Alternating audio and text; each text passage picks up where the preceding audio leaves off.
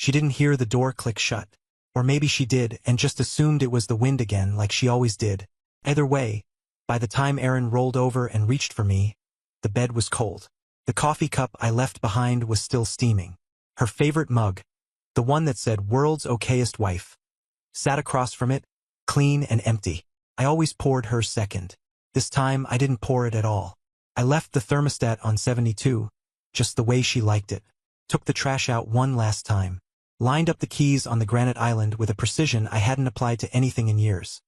House, car, safety deposit box. Even left the extra for the dog sitter she never canceled, in case she needed to keep up appearances. The wedding ring? It's under the salt shaker. I figured that was fitting, considering how many nights she told me I lacked flavor. She'd find it all in about an hour, after she sleepwalked through her morning routine, still thinking I'd be back from the corner store or a jog or whatever illusion she preferred that day. She never noticed when I left the room, let alone the city. But this time was different. By the time she brewed her own coffee, because I wasn't there to do it, I was 2 hours out, crossing the state line with a backpack, 2 burner phones, and one name I would never use again. 17 years of being useful, not cherished, not loved, just used, like furniture, like the damn toaster, always expected to work, never thanked unless it broke. And even then, only because it caused an inconvenience. You want to know why I left without a fight? Without a single word? Because I'd already wasted enough breath in that house. You can scream into a vacuum for a decade and still lose your voice. The last real conversation we had, 3 weeks before I vanished, was about the recycling bin. Not the dog we'd buried. Not the fact that I hadn't slept more than 4 hours in months. Just her usual checklist of things I failed to do between being invisible and being in the way. She stopped asking how I was doing about 5 years ago. I stopped answering about 4. Funny thing is, she'll probably tell everyone I had a breakdown, a midlife crisis, that I left because I couldn't handle real life. She'll cry on Facebook and post some filtered picture of the two of us from a Christmas that wasn't happy, pretending like it was all a shock. Truth is, she's been practicing widowhood since year 10. And if you're listening to this and still with me, if you're one of those 97% who haven't hit the subscribe button yet, do me a favor, change that. It helps the team here keep going. And maybe, just maybe, it reminds someone else like me that they're not crazy. Just stuck. For now. I didn't take a single keepsake. Not the photos. Not the watch she gave me when I made partner.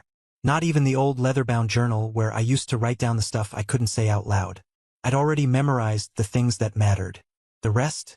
She could have it. Even the dog. Yeah, I left Buddy. He followed me to the door that morning, tail wagging like he knew something was different. Maybe he did. He always knew more than she did. But I couldn't take him. She loved that dog in the way she was supposed to love me.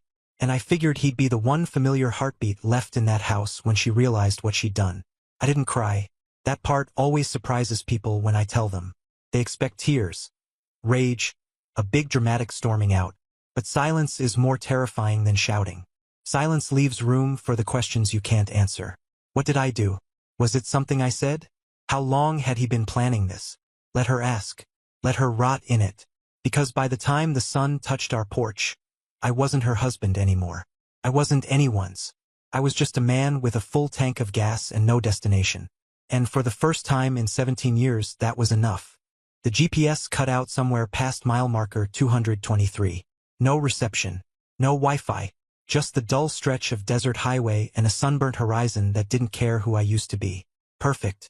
I tossed the phone into a ditch. Not just powered off gone. It buzzed twice before landing face down in the gravel, probably from another one of her routine, just checking in texts that had nothing to do with me and everything to do with image. I pictured her tapping out one of those saccharine emojis. Some smiley face she'd weaponize when she didn't want to talk about what mattered. That phone had been my leash for years. I walked away from the buzzing like it was a dying animal.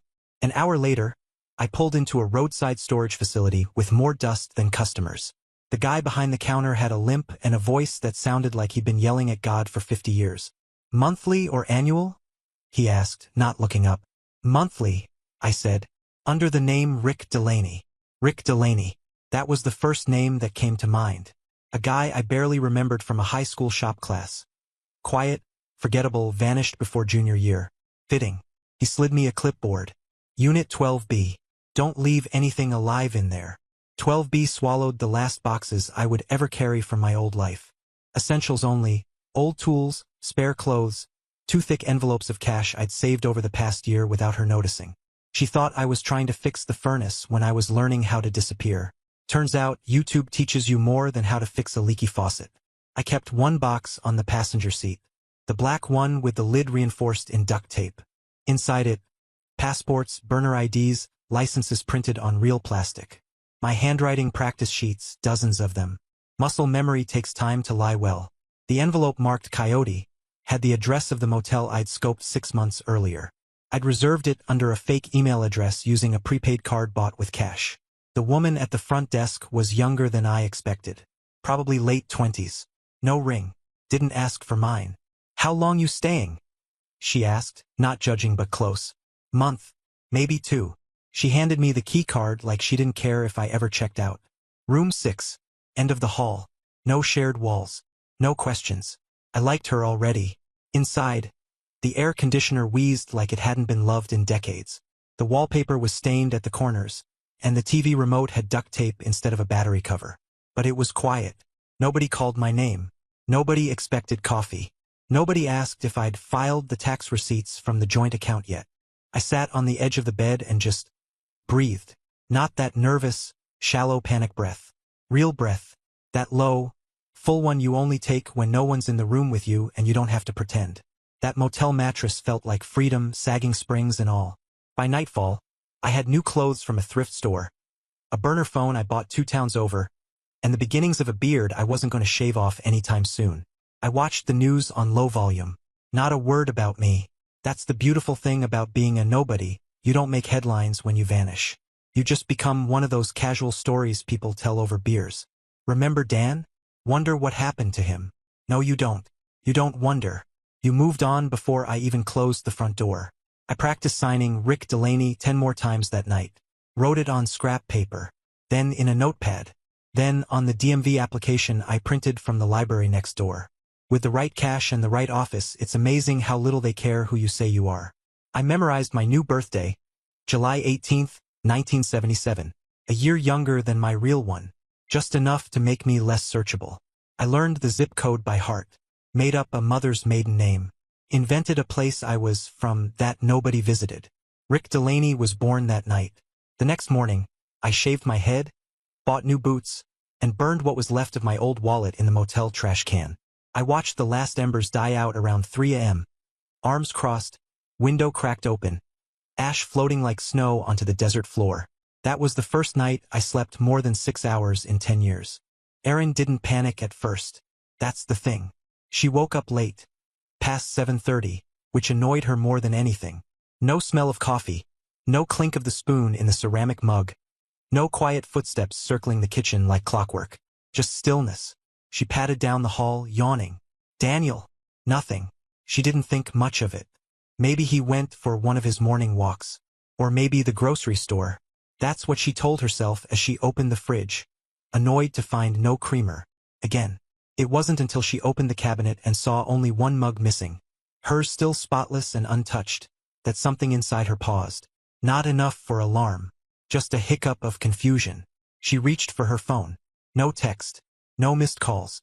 She wandered into the garage, expecting to see his car gone. But the hooks where he always hung the keys were empty. Not just his keys. All of them. Car, house, shed, mailbox. All perfectly arranged on the counter. Too perfectly. Like evidence. When she turned to pour coffee, her elbow knocked the salt shaker. It didn't move. She lifted it and there it was, tucked under it like some ridiculous game of hide and seek. The gold band she hadn't seen off his hand in 17 years. Simple, unadorned.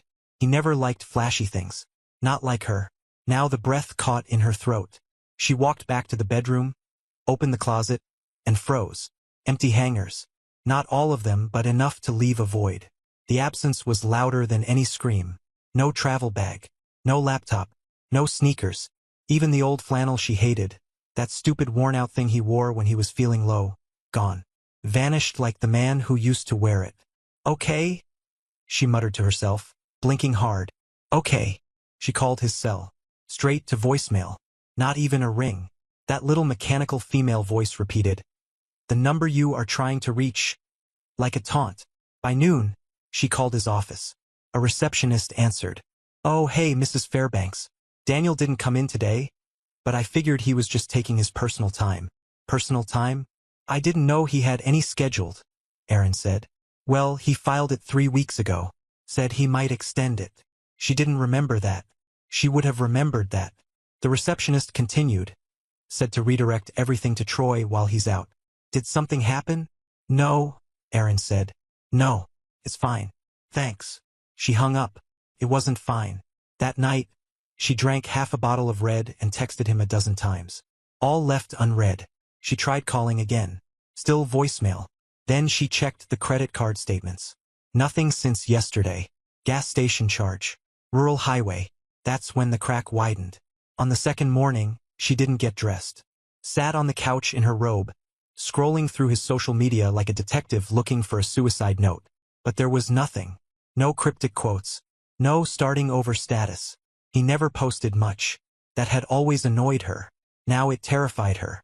She tried calling his brother. "He hasn't called you, has he?" "No." "Should he have?" "He's gone." "Gone like what?" "Like vacation." "Gone like everything of his is gone. Including his goddamn wedding ring." Silence. "Aaron," his brother said slowly. "What did you do?" That sentence hit her like a slap. Because the implication, the default assumption, was that she did something. That she was the reason. And the truth? She didn't know what she'd done. Not exactly. Just 1,000 small cuts. Sarcasm she didn't dial back. Laughs she aimed at his expense. Dinner parties where she edited him out of stories. Times she said, "Daniel, can you not?" Like he was a child acting out. She'd filed those under marriage. Under routine. Now they felt like evidence. By the 5th day, she started lying. "He's just decompressing," she told her friends. "Getting space. Work's been insane, you know?" They nodded politely, but they were already speculating behind her back. By the 7th day, she was pacing the house at 2 a.m., whispering, "Where the hell are you?" Like it was a prayer. She didn't know yet that this wasn't an absence. It was an erasure, and he'd been planning it while she was busy talking over him, reshaping the narrative, turning him into the husband who'd be lost without her. Turns out she was wrong. She was the one who couldn't sleep. "He's having a breakdown," Aaron said over brunch, flicking her hand like she was dismissing a stray thought. Her voice carried easily across the table to her friends, who wore matching looks of polite concern masked as sympathy.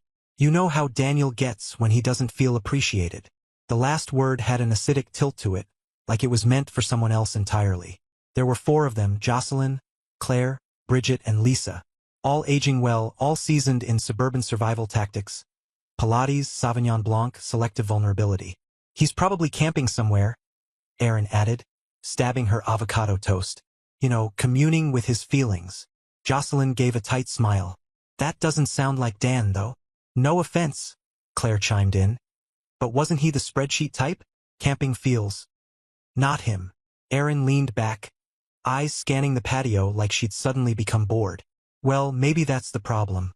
Maybe I married someone I didn't really know." "Who does?" There it was. The first pivot in her version of the story. If you can't find the facts, own the fiction. For the first week, her narrative worked. People nodded. People said, "Men are weird after 40. People offered wine, distractions, whispered gossip that could be recycled into empathy. But on the 10th day, something snapped. It was a bounced payment, of all things, the gardener. She'd written the check like always, tossed it in the mailbox. Then got a call. "Ma'am, the check didn't clear." "What?" she said, yanking open her online banking. Account frozen. Joint checking locked. Emergency savings drained to 0. She clicked into the second mortgage, just to feel like she still had some control. But the balance was paid. Not just current. Paid in full. "Transaction complete," it read. "Transfer of title initiated." Initiated where? By whom? She scrolled, clicked, tapped through PDFs until she hit the signature line. Daniel's name. Legally notarized. Dated 6 months ago. Her mouth went dry. She checked the signature 3 times. Same stroke. Same tail on the F. "Son of a B," she started. Then shut the laptop hard enough to rattle the wine glasses nearby. She dialed his brother again. "You said you hadn't talked to him?" "I haven't." "You're sure?" Look, Aaron, he said carefully.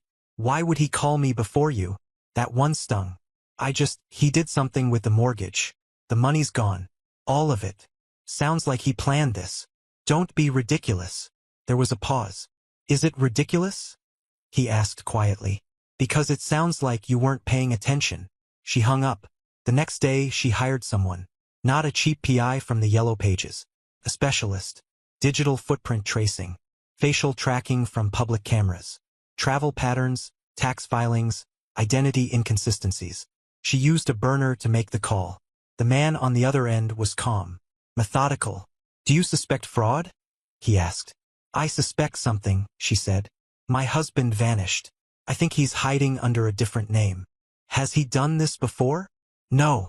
Then I'll need time. And money. She wired the deposit. 10 days later, the email came. PDF report, 28 pages long. She opened it on her iPad. Red wine in hand. Nerves wrapped tight. The subject, Daniel Fairbanks. Known aliases. None found. Digital activity. Ceased entirely 11 days ago. Driver's license. Expired. Credit trail cold. Travel, no flights. No buses. One gas station security cam, low quality, 2 weeks old. Unconfirmed. Social media. Deleted. Final line. Current location unknown. Subject appears to have removed all digital and financial trace. Subject does not exist under known parameters. She stared at the last page.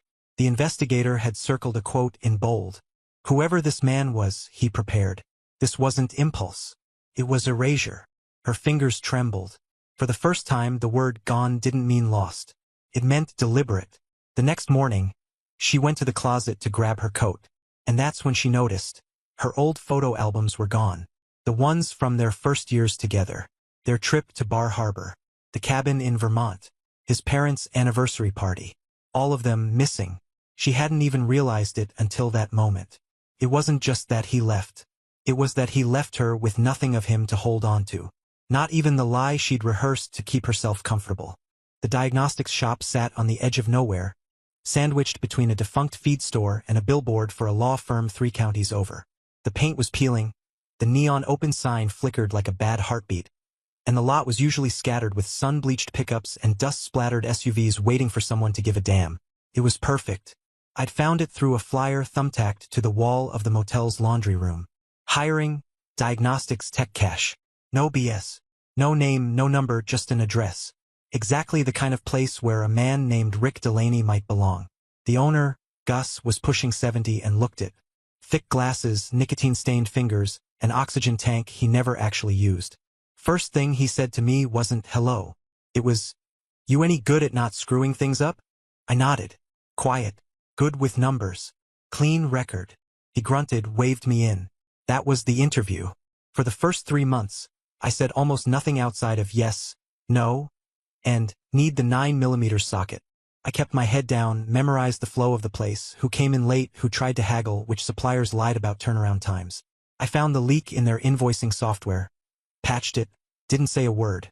2 weeks later, Gus pulled me into the office, handed me an envelope. Cash bonus. I checked the books. You saved me over $6,000. I blinked. Didn't do it for money. Yeah, well, he muttered. You're getting it anyway. You want more hours?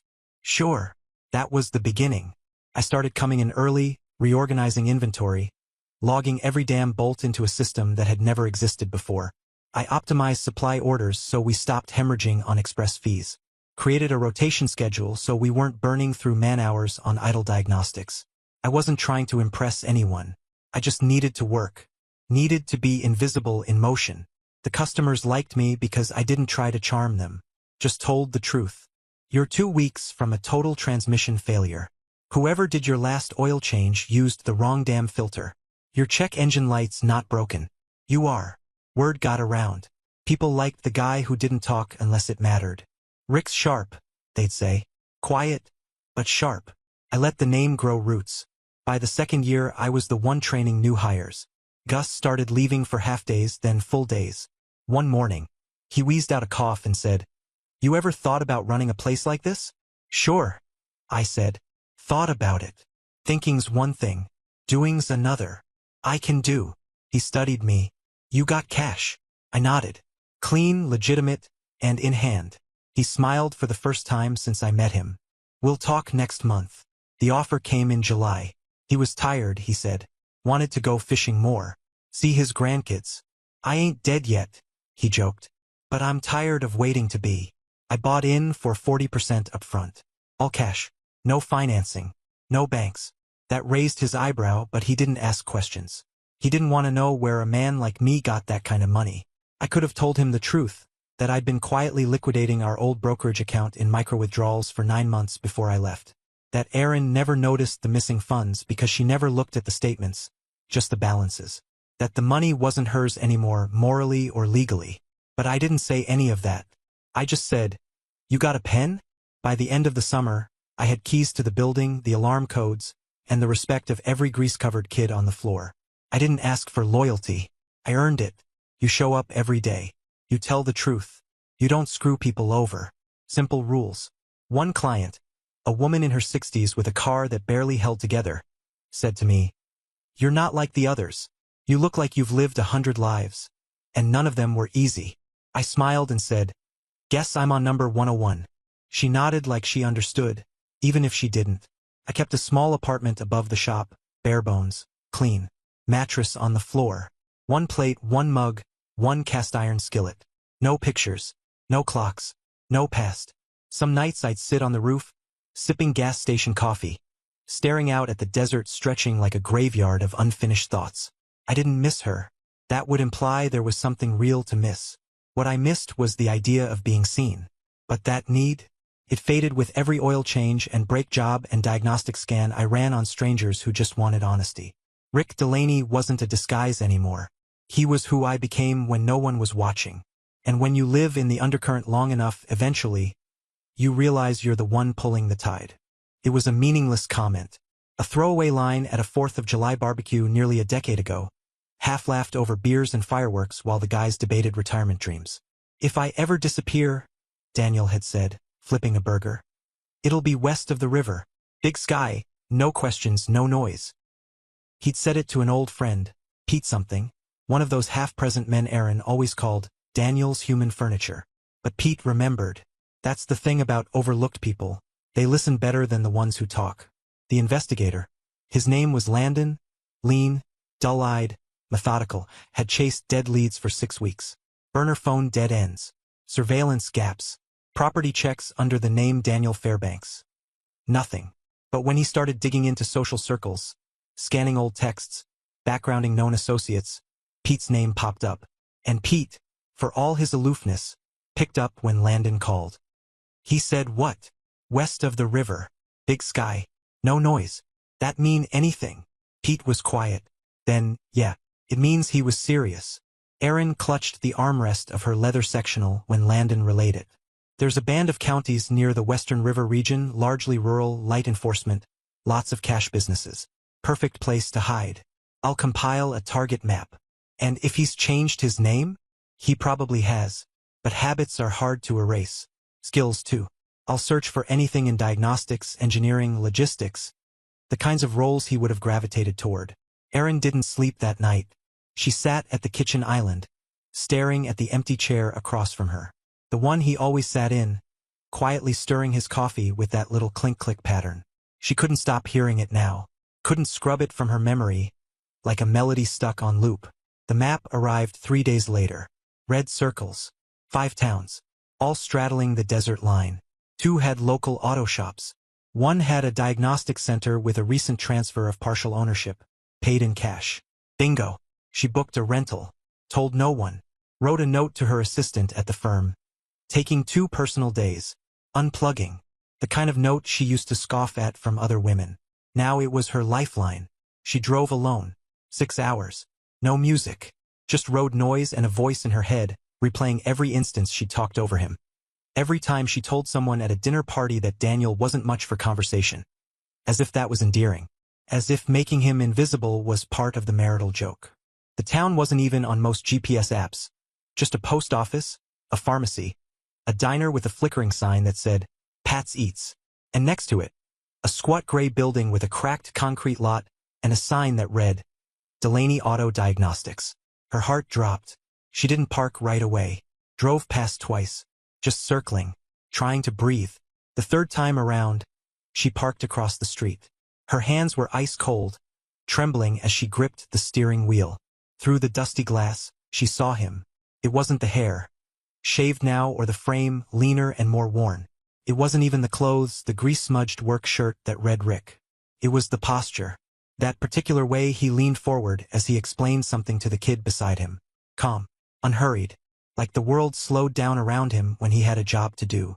He handed the kid a tool, smiled slightly, and then turned toward the window. She ducked, heart pounding so loud she could hear it in her throat. It was him. She fumbled for her phone. Froze. What would she even say? Hey, remember me, the woman who never listened? The one who called your quiet breakdowns mood swings and made you the background noise in your own life. The door chimed behind her. A waitress from the diner walked past with a tray. You okay, hon? Erin swallowed, nodded quickly. Fine. Just tired. But she wasn't fine, because across the street was a man who had erased her so completely. He didn't even flinch when she found him, and that terrified her more than if he'd screamed. She stepped out of the car, legs weak, crossed the street slowly. The bell above the diagnostics shop rang as she opened the door. It smelled like oil and sun-baked rubber. He didn't look up at first, just kept wiping his hands with a rag. Excuse me, she said, voice small. I'm looking for Daniel. He looked up. Their eyes met. Flat, calm, blank. You've got the wrong person, ma'am. She blinked. No, it's you. It's me. Daniel, Name's Rick, he said, not unkindly, just factually, like telling someone the sky was blue. She stepped closer. Daniel, please. He turned back to the young mechanic. Can you get the alternator for Bay 3? The kid nodded and walked off without giving her a second glance. Erin stood there, breath shallow, waiting. He didn't speak again, didn't acknowledge her, didn't ask why she came, didn't care. Her hands were shaking as she backed out the door. As she stepped onto the pavement, the heat hit her like a wall, and she suddenly remembered all those years she told him he needed to get out more, like it was a character flaw, when really, she just never wanted to be alone with the silence between them. Now she had it, and it was deafening. She didn't sleep that night, not really. After leaving the shop, Erin drove in aimless loops through the town, every turn bringing her back to the same 3 intersections. The grocery, the gas station, the diagnostics shop, that damn sign, Delaney Auto Diagnostics. Clean lettering, honest design, like someone had built a life from scratch and taken pride in keeping it simple. She slept 2 hours in the rental, parked behind a shuttered video store, curled up in the passenger seat with a jacket over her knees. When the sun rose, hot and merciless, she didn't feel human. She felt exposed, like a wound under salt. By noon, she walked back in. Same oil-stained floor, same stale coffee smell, same man. He was standing near the back of the shop, clipboard in hand, gesturing toward an engine bay while a teenager scribbled notes. His voice was low, professional, precise. Still the same cadence, though the inflection had shifted, like someone had turned the volume down on his soul. She cleared her throat, loudly. He didn't look, so she said it, louder this time. Daniel. The name landed in the air like a curse. He turned slowly, calm, completely unshaken. Eyes older than she remembered, sharper but colder too, as if whatever softness had once lived behind them had long since calcified. You've got the wrong person, ma'am, he said again. Same tone, same word choice. She stepped forward. Don't do this. Don't do what? This performance. His lips twitched, half amusement, half irritation. I'm not performing anything. You are Daniel Fairbanks. You're my husband. I know it's you. The young mechanic glanced up from a workbench. Another man at the back of the shop paused mid-torque. The air grew heavy. The quiet became sharp. I'm Rick Delaney, he said flatly. And if you don't have an appointment, you'll need to step outside. This isn't a waiting room. Her throat dried out. You left me. You disappeared. And now you're pretending. What? That I never existed.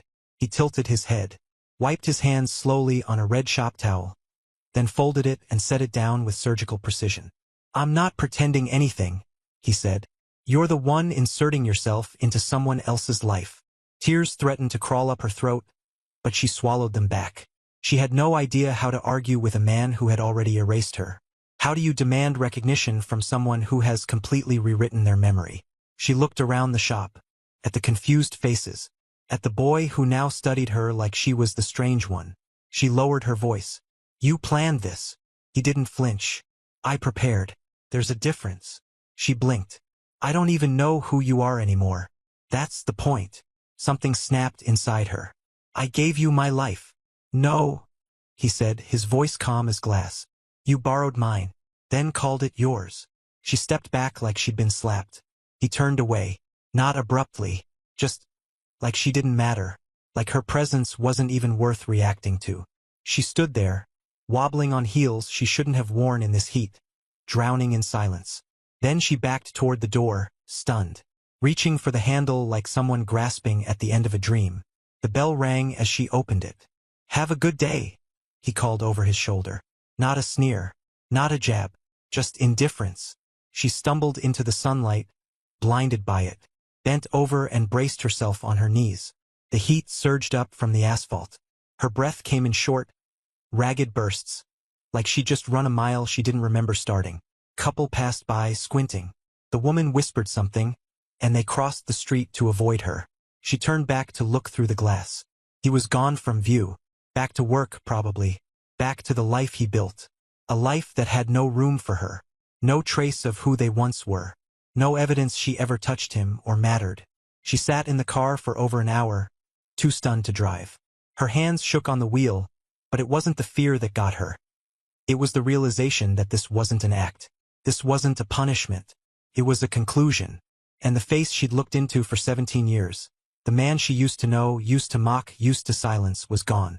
Replaced by someone colder, smarter, free. Came on a Tuesday. No fanfare, no courier. Just a plain white envelope, typed label, stiff paper stock, professional but cold. It was in the usual morning pile wedged between a Trader Joe's flyer and another thin envelope from the divorce attorney she hadn't called back. She nearly tossed it, but something about the way her name was typed, Erin Fairbanks in that clean, utilitarian font, made her pause. No return address, no stamp, just metered postage from a town she didn't recognize. She slid a knife through the top and pulled out a set of documents. Her breath caught before she even read the header. Quitclaim deed. Her name in bold. The property listed, their house. The house. She flipped to the next page. A notarized transfer. Clean. Filed. Legal. The title now belonged to her, free and clear. No conditions. No fees. No lien. At the back, clipped loosely with a rusted paperclip, was a scanned image. A receipt from a wire transfer dated over 3 years ago. It showed the full payoff amount. The entire second mortgage, the one she thought they still owed on, the one that loomed over every major decision, every argument about vacation budgets, every line item on their yearly state of the marriage spreadsheet, was paid off long before Daniel disappeared. Without telling her, she stared at it. The account listed for payment wasn't their joint checking. It was an account she'd never seen before. She reached for her phone, dialed the mortgage service number. A polite woman confirmed it. Yes, Ms. Fairbanks. That loan was paid in full on June 19th, 3 years ago. But we've been making payments. Yes, ma'am. You've been sending monthly checks. But the account was overpaid. We've been applying it to your escrow balance. Erin hung up without saying goodbye. The final page in the envelope wasn't legal. Just a single line, scribbled in pen at the bottom of the scanned receipt. In that exact half-cursive she once mocked him for during Christmas card season. Now you own the whole illusion. Her knees gave out before her mind caught up. She dropped to the tile floor, envelope clutched like it might start burning. The silence of the kitchen swallowed her whole. No coffee brewing. No footsteps from the hallway. Just the sound of her own breath unraveling. The man she once called boring had orchestrated a disappearance so meticulous that she didn't even know which of their assets were real. She crawled to the counter and opened her laptop. Her hands trembled as she checked old passwords. The brokerage account? Closed. The savings? Zero. The safety net she thought existed, the one she'd relied on while pretending she was the architect of their life, was an empty stage prop. And now, he'd gifted her the set. Curtains, lights, and all. For weeks, she'd been telling herself this was just a phase. That he'd come home. That he'd cool off. That one day, Daniel would appear in their driveway like some penitent ghost, ready to beg for forgiveness she wasn't sure she'd give. But this was a message. Not loud, not cruel, just final. You wanted the house? Fine. Here it is. Along with the lies you told yourself about what this marriage ever meant. You want the control? Take it. Take it all. She stood up, dizzy, gripping the counter. The rooms around her looked unfamiliar. Every vase, every curated look, every piece of mid-century furniture she'd insisted on, now felt like set pieces in a play that closed years ago. The illusion had never been his. It had always been hers. He'd just stepped out of it, like a man waking up from someone else's dream. And now she was trapped inside it, with every light on and no one left to clap. It had been 5 years. Erin was at the salon, flipping absent-mindedly through a glossy business magazine while her color set. The stylist was chatting about her boyfriend's dog or something equally meaningless, and Erin only half listened, her fingers turning pages in rhythm with her detachment. Headlines blurred. Something about real estate, something about green energy. And then, there he was. Page 46. A full-color photo. Crisp. Powerful. A man in a charcoal suit standing in front of a line of black and red service vehicles, bearing a clean logo. Delaney Automotive Group. The headline read, "From Greece to Gold. The man who built an auto empire from a desert garage." She stopped breathing. It was his face. Older, leaner, the beard now sharper. But it was him. No question. Not a doppelganger. Not some statistical look-alike. Daniel. She read every word like they were being fed through and for. Rick Delaney, 49, began with a single diagnostics shop in rural Arizona. Known for his brutally honest service and obsessive systemization, Delaney turned one dusty garage into a multi-state network of premium auto service centers. Her hands were shaking. The stylist noticed. "You okay?" Erin nodded. Hot flash. The stylist smiled. "Girl, same." But Erin wasn't in the room anymore. She was remembering the way he used to count bolts while talking. The way his eyes scanned every receipt twice, even at restaurants.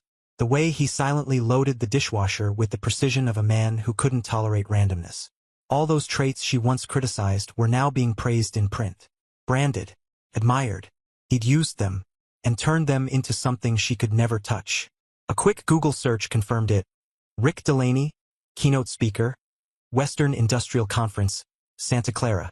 She booked the ticket the same day. It wasn't even difficult. The conference was open to the public. She posed as a freelance consultant. Got a badge. Wore the heels she hadn't dared to wear in years. Not for him. For herself. Or so she told herself. The venue was a sleek glass palace humming with business cards and thin smiles. No one noticed her. No one cared who she was. But she saw everything. The banners. The signage. The programs. All with his name. Rick Delaney, founder and CEO. It didn't feel like betrayal. Felt like a funeral. She found her seat in the second row. Center. She didn't blink during the opening remarks. Just waited back rigid, mouth dry. And then he walked on stage. The crowd applauded, and he smiled.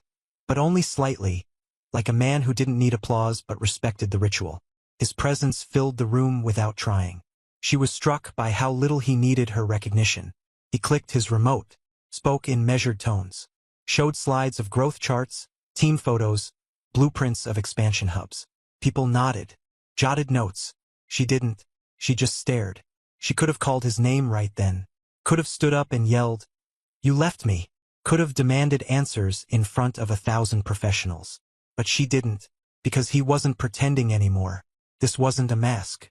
This was the man. After the panel, attendees formed a line to speak with him. She waited. Not at the front.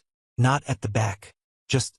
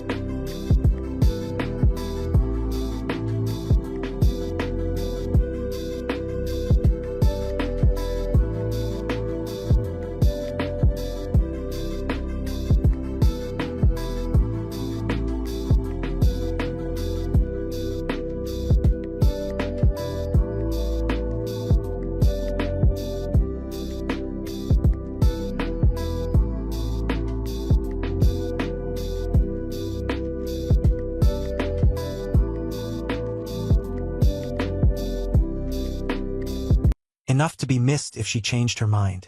When he finally walked through the side hall, escorted by 2 organizers, she stepped into his path.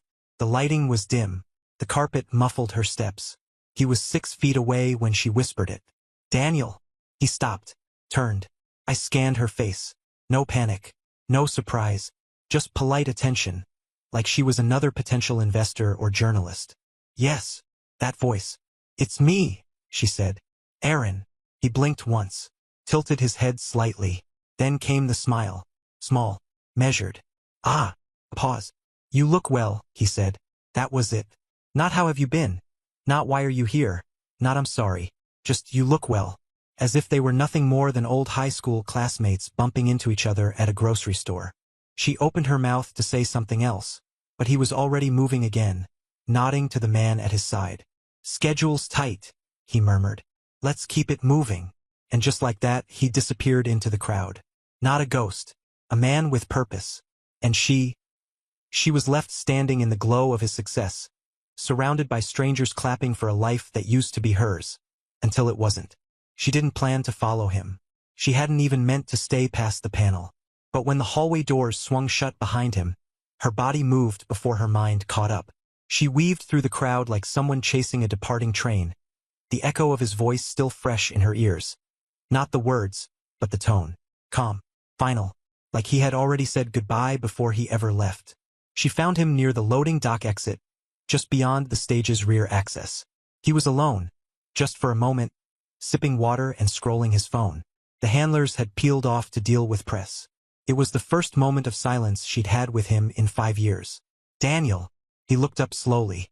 No tension, no bracing, just acknowledgement. "Aaron." Her name sounded alien in his mouth. Neutral, like a file being accessed, not a person remembered. She stepped closer, the sound of her heels against the concrete floor echoing louder than she expected.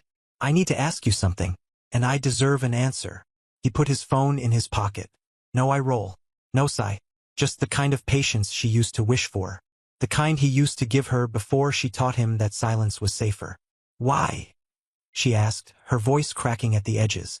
"Why didn't you fight for it? For us? Why just vanish?" He stared at her for a long time, not in anger, not with pain, just a quiet kind of mercy that hurt worse than hate. She braced for a paragraph. A wound, a confession.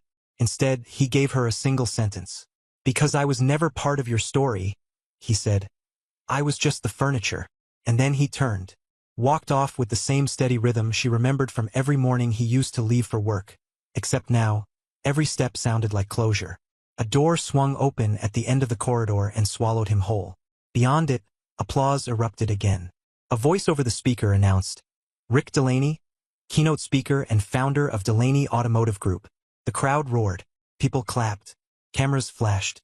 And she stood in the dim corridor, alone, surrounded by echoes of a name that wasn't hers and never had been.